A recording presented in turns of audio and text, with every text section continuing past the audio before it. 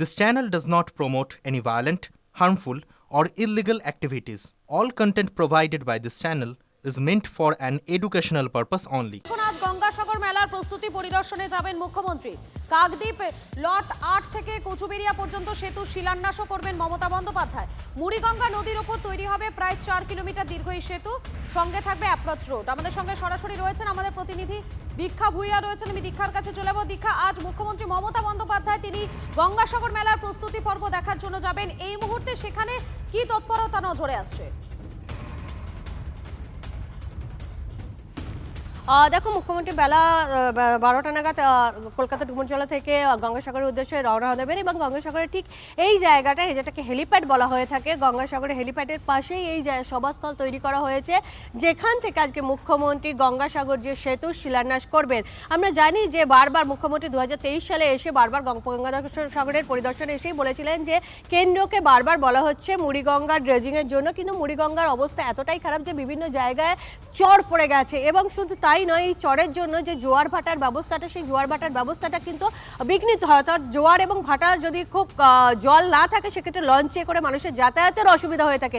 সেই জায়গায় দাঁড়িয়ে মুখ্যমন্ত্রী মমতা বন্দ্যোপাধ্যায় বারবার বলেছিলেন যে কেন্দ্রকে বারবার অনুরোধ করা হয়েছে যে এই সেতু একটা যদি নির্মাণ করে দেওয়া যায় তাহলে খুব সুবিধা হয় এখানকার সাগর দ্বীপের প্রায় 43টি গ্রামের বাসিন্দাদের, যার সংখ্যা প্রায় লক্ষাধিকের ওপর। কিন্তু সেটা কেন্দ্র সরকার না করার জন্য 2023-এই গঙ্গাসাগর পরিদর্শনে এসে মুখ্যমন্ত্রী বলেছিলেন কেন্দ্র যদি টাকা না দেয় তাহলে রাজ্য সরকার তার নিজের ফান্ড থেকেই এই সেতু করে দেবে এবং সেই ঘোষণা অনুযায়ী আজকে প্রায় 4.7 কিলোমিটার দীর্ঘ এই গঙ্গাসাগর অর্থাৎ কাকদ্বীপের লট 8 থেকে সাগর পর্যন্ত এই দীর্ঘ সেতুর আজকে শিলান্যাস করবেন, যার জন্য প্রায় 1700 কোটি টাকা এই মুহূর্তে বরাদ্দ করা হয়েছে। যদি এটা আগে হতো তাহলে বলা হয়েছিল যে 1200 কোটি টাকার মধ্যে এটা হয়ে যাওয়ার সমাপ্ত হয়ে যাওয়ার কথা আছে, কিন্তু যেহেতু সময় বেড়েছে এবং ড্রেজিং হয়ে গেছে, সেই জন্য সেতুটা তৈরি করতে এবং তার পাশ দিয়ে অ্যাপ্রোচ রোড, এটা মূলত 4 লেনের সেতু তৈরি হবে এবং তারই আজকে মুখ্যমন্ত্রী শিলান্যাস করবেন। এবং এই যে সভাস্থল থেকেই মুখ্যমন্ত্রী আজকে তার শিলান্যাস করবেন। পাশাপাশি এখানকার যে প্রশাসনিক পরিষেবা দেওয়ার কথা সেইগুলো করবেন মুখ্যমন্ত্রী। এবং যেটা বলা হচ্ছে যে এই গঙ্গাসাগর সেতু তৈরি হলে কিন্তু সত্যি সাধারণ মানুষের অনেকটাই উপকার হবে। তার কারণ যেভাবে মুড়িগঙ্গার ওপর পলি পড়ে গিয়েছে, যেভাবে পলি পড়ার জন্য দীর্ঘ এলাকা জুড়ে মুড়িগঙ্গাকে আর মুড়িগঙ্গা বলা যায় না, মানে যেখানে গঙ্গা সাগরের সঙ্গে এসে মিলিত হচ্ছে, সেই জায়গায় মুড়িগঙ্গার ওপরে এতটাই পলি পড়ে গেছে যে সেখানে ছোট ছোট করে একদম পুরো ড্রেজিং না হওয়ার জন্য প্রায় দ্বীপের মতন তৈরি হয়ে গিয়েছে। ফলে সেই জায়গায় এই সেতু যেহেতু ড্রেজিং করা সম্ভব হচ্ছে না, সেই জন্য সেতু তৈরি করলে অনেকটাই মানুষকে আর লঞ্চের জন্য কখন জোয়ার হবে, কখন লঞ্চ যাতায়াত করবে বা কখন যেটা বলা হয় যে গাড়িগুলোকেও যে পারাপারের জন্য যে ফেরির ব্যবস্থা করা হয়ে থাকে, সেগুলোর জন্য আর অপেক্ষা করতে হবে না। তবে এটা এখনো সময়সীমা বেঁধে দেওয়া হয়নি। আশা করা যাচ্ছে 1-2 বছরের মধ্যেই মুখ্যমন্ত্রীর যে নির্দেশ ছিল বা ঘোষণা ছিল তার মধ্যে এই মুড়িগঙ্গা সেতু নির্মাণ হয়ে যাবে। ধন্যবাদ তোমাকে। মকর সংক্রান্তি পূর্ণ স্নানকে কেন্দ্র করে গঙ্গাসাগরে সাজো রব। 14ই জানুয়ারি পূর্ণ স্নান, তার আগে চলছে শেষ মুহূর্তে প্রস্তুতি। পুণ্যার্থীদের নিরাপত্তায় কড়া নজরদারির ব্যবস্থা। সিসিটিভিতে মুড়ে ফেলা হয়েছে মেলা প্রাঙ্গণ এবং গঙ্গাসাগর এলাকা। প্রত্যেক ট্রানজিট পয়েন্টে থাকছে সিসিটিভি, খোলা হয়েছে 24 ঘন্টার কন্ট্রোল রুমও। কোনো রকম অপ্রীতিকর পরিস্থিতি এড়াতে নজরদারিতে অত্যাধুনিক ব্যবস্থা। জিপিএস এবং ড্রোনের মাধ্যমে চলবে নজরদারি, মোতায়েন রয়েছে বিশাল পুলিশ বাহিনী।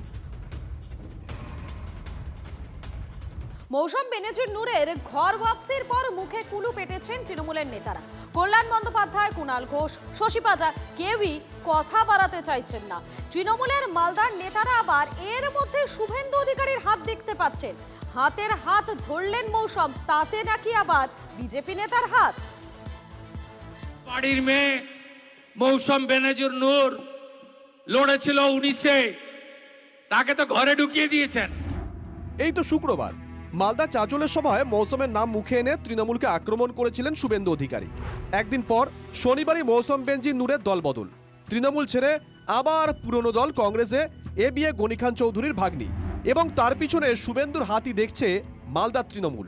আজকে তিনি শুভেন্দু অধিকারীর হাতে তামাক খেয়ে কংগ্রেসে জয়েন করলেন। এর আগে এই শুভেন্দু অধিকারীর হাত ধরে রাজ্যসভার সাংসদ হয়েছিলেন এই মৌসুম নূর। 2019 সালে তৃণমূলে যোগ দেন মৌসুম। শুভেন্দু তখন তৃণমূলের মালদা জেলার পর্যবেক্ষক। তার পরের বছরই মৌসম রাজ্যসভা সাংসদ হন। কিন্তু 2020 ডিসেম্বর থেকে শুভেন্দু বিজেপিতে, সেই তিনিই নাকি মৌসুমের দলবদলের নেপথ্যে কারিগর। এমন যুক্তি শুনে চিমটি কাটতে ছাড়ছে না মালদার বিজেপি। দেখুন, ভারতীয় জনতা পার্টির ক্ষমতা কত এটা তৃণমূল কংগ্রেস কিন্তু বুঝতে পেরেছে। কারণ আমাদের বিরোধী দলনেতার কথাতে যদি কংগ্রেস এবং তৃণমূল কংগ্রেস পরিচালিত হয় তো স্বাভাবিকভাবে এটা ভারতীয় জনতা পার্টির জয়। মালদার কংগ্রেস অবশ্য মৌসুমের ঘর ওয়াপসিতে খুশি। আমাদেরকে মামা করে বলে, রুবিদির যেহেতু মেয়ে, আমরা ভাগ্নি করে বলি। পরিচিত ঘর, সেই ঘরে ফিরে আসলো তৃণমূল বিজেপির বিরুদ্ধে লড়াই করার জন্য। এটা আমাদের কাছে ভালো দিক। তৃণমূল কি চিন্তিত? এই জেলায় লোকসভা ভোটে তৃণমূল শূন্য। চাঁচলে দাঁড়িয়ে সে কথা স্মরণ করিয়ে দিয়েছিলেন শুভেন্দু অধিকারী। মালদার 12-র মধ্যে 8 বিধানসভা জয়ের লক্ষ্যমাত্রা ধার্য করে দিয়ে এসেছেন শুভেন্দু। এই জেলায় 2টো লোকসভা কেন্দ্র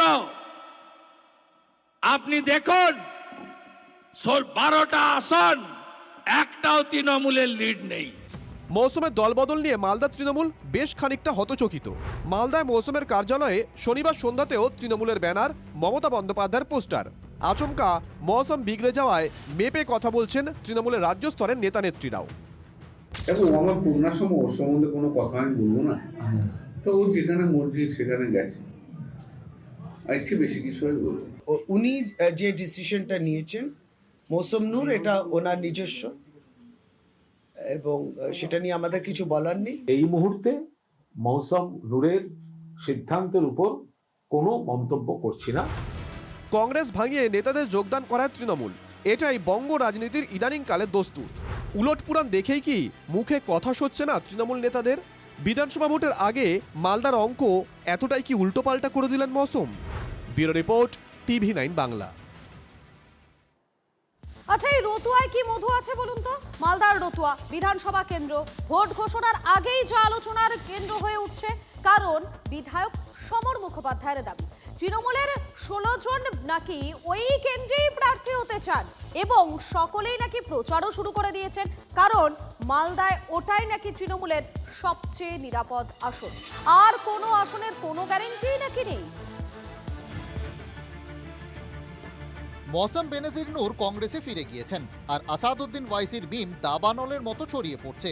মালদার রাজনৈতিক বিন্যাসটা অত্যন্ত দ্রুত বদলে যেতে শুরু করেছে। এসআইআর এর পর কি পরিস্থিতি হবে কোনো নিশ্চয়তা নেই। অনিশ্চিত সময় নিশ্চিত একমাত্র নাকি রতুয়া। তৃণমূলের নেতারা সবাই নাকি এই কেন্দ্রে প্রার্থী হতে চান, দাবি বর্তমান বিধায়ক সমর মুখোপাধ্যায়ের। 16 জন প্রার্থী আছে, শোষণ ব্যানার্জি, কৃষ্ণেন্দু চৌধুরী, আশিস কুন্ডু, মৌসুম নূর, অনেকে 16 জন দাবিদার। হ্যাঁ, আর আপনি রতুয়া শেখ সমর মুখার্জি। মৌসুম নূরের মতো হেভিওয়েট তৃণমূল ছেড়ে আবার ঘরে ফিরে সেই কংগ্রেসে যোগদান করাতে ইতিমধ্যেই শোরগোল পড়ে গিয়েছে মালদা জেলা রাজনৈতিক মহলে, এবং এই পরিস্থিতিতে এখন এক কথায় বিভ্রান্ত মালদা জেলা তৃণমূল কংগ্রেস। ইতিমধ্যেই এই পরিস্থিতিতে তারা কি করবে কি করবে না, কোন জায়গায় কিভাবে প্রচার করবে, সেটাও তাদের কাছে এখন বড় সমস্যা হয়ে দাঁড়িয়েছে। আর তারই মধ্যে এই রতুয়া নিয়ে তারা আরোই বিভ্রান্ত, কারণ এই রতুয়া বিধানসভাতে ইতিমধ্যেই নিজেদের মধ্যেই একরকম দৌড় প্রতিযোগিতা শুরু হয়েছে। দৌড়ে এগিয়ে জেলা সহসভাপতি ফজলুল হক, কারণ তিনি রতুয়ার ভূমিপুত্র, প্রাক্তন শিক্ষক, পরিচ্ছন্ন ভাবমূর্তি। তিনি জনসংযোগ করছেন। আবার তৃণমূলের নেতা আশিস কুন্ডু দৌড়ে টিকে থাকতে স্কুল উদ্বোধন, মন্দির সংস্কার, রথযাত্রায় নিজেকে যুক্ত রাখছেন। আমাকে যদি করে তা আমিও দলের হয়ে মানুষের জন্য যে আমার যে জনসংযোগ এবং আমাদের তৃণমূল সরকার যে মানুষের উন্নয়ন করেছে, এটাকে আমরা সামনে রেখেই আমরা মানুষের কাছে যাব, এবং অবশ্যই জিতবো আমরা রতুয়া বিধানসভা। আমাদের দলে প্রার্থী কে হবেন ঠিক করেন সর্বোচ্চ নেত্রী মমতা বন্দ্যোপাধ্যায়। এইগুলো বালখিল্য। মন্ত্রী যেটাকে বালখিল্য বলছেন তা দেখে বিজেপি কি পুলকিত হচ্ছে না? তৃণমূলের অন্তর্দ্বন্দ্ব তো বিজেপির সম্ভাবনায় উজ্জ্বল করে তুলছে। তৃণমূলের কতজন প্রার্থী এই নিয়ে তো বিজেপির খুব একটা চিন্তা হওয়ার কারণ না, মাথা ব্যথাও নাই আমাদের। আমরা রতুয়াতে জেতার জন্য বিজেপি প্রার্থী দেবে, আর 5 বছরে রতুয়ার বিধায়ক কি দুর্নীতি করেছে সেটা আমরা মানুষের কাছে তুলে ধরেছি। কে আগে যাবে এখন সেটাই দেখার। মালদা থেকে ক্যামেরায় মুজিবরের সঙ্গে সুব্রত, TV9 বাংলা।